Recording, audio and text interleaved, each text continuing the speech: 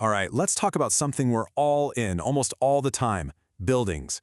We spend our lives inside them, but we hardly ever think about the invisible systems that actually make them comfortable. So today, we're going to pull back the curtain on heating, ventilation, and air conditioning, HVAC, and really dig into a huge shift in how we design the very air around us. I mean, you know the feeling, right? That constant battle with the thermostat?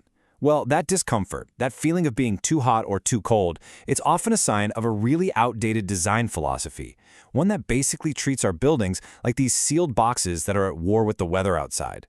But that is all starting to change. You see, for most of the 20th century, the approach to keeping us comfortable was, well, simple. Just fight nature with a ton of mechanical force. The whole goal wasn't to work with the environment, it was to completely dominate it. And what this philosophy really meant was that architects could design these dramatic, all-glass buildings and not even worry about things like insulation. Any climate problem, whether it was too hot or too cold, had an easy solution. Just throw a bigger, more powerful HVAC system at it. It was a super energy-hungry approach that basically treated the building's own design flaws as an afterthought for the engineers to solve. And it's kind of wild to see how we even got here. I mean, we started with the medieval chimney, which was just incredibly inefficient. Then we moved to steam systems, which were powerful, sure, but they made the air super dry and uncomfortable. And then, after World War II, forced air and AC just took over. This led to massive, clunky ductwork that architects were always trying to hide, especially when the modern glass skyscraper became the cool new thing.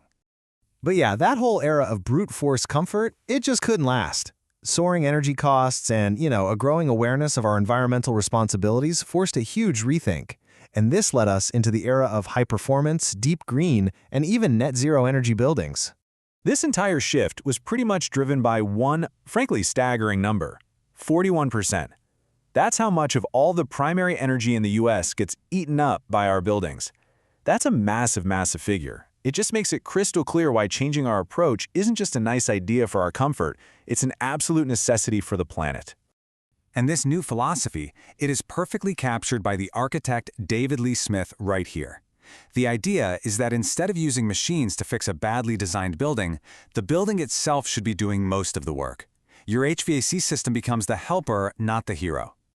So this really gets to the heart of the difference. The old way was just seal the box, turn on the machine. The new way is to think way smarter from the get-go. How can the building's shape, its materials, its orientation create comfort naturally before we even plug anything in? So what does this new mindset actually look like? Let's check out some of the smarter technologies that work with the laws of physics instead of just trying to fight them. Okay, just look at this comparison for a second. Yeah, modern forced air is pretty efficient these days, but you're still stuck with bulky ducts and noisy vents. But then you have systems like hydronic heating, which uses hot water in these small compact pipes, or radiant heating, which is completely invisible inside your floor or ceiling. They both offer silent, super efficient comfort. The design choice you make has a huge impact on the whole feel of a space. And then there's the heat pump. What a brilliant piece of technology. It's not really about creating heat from scratch, it's about moving it from one place to another. In the summer, it moves heat out of your house. But in the winter, and this is the clever part, it reverses the process to pull heat from the cold outside air or even the ground and moves it inside. It is an incredibly efficient way to use electricity for both heating and cooling. And the innovation doesn't stop there, not at all. We've got passive solar design that uses the building's position to soak up the winter sun. We have geo-exchange systems that literally tap into the stable temperature deep within the earth. Heat exchangers that cleverly recover energy from the air you're already pushing outside. It's all about doing everything you can to avoid having to burn fuel for comfort. So, what this all means is that HVAC is no longer just some problem for the engineers to figure out at the end of a project. For architects and interior designers, it is now a critical, central piece of the design puzzle right from day one. And just think about this. Up to 15% of a building's total area can be eaten up by HVAC equipment, ducts, pipes, the whole shebang. That is a huge amount of valuable real estate that has to be planned for, not just squeezed in later as an afterthought.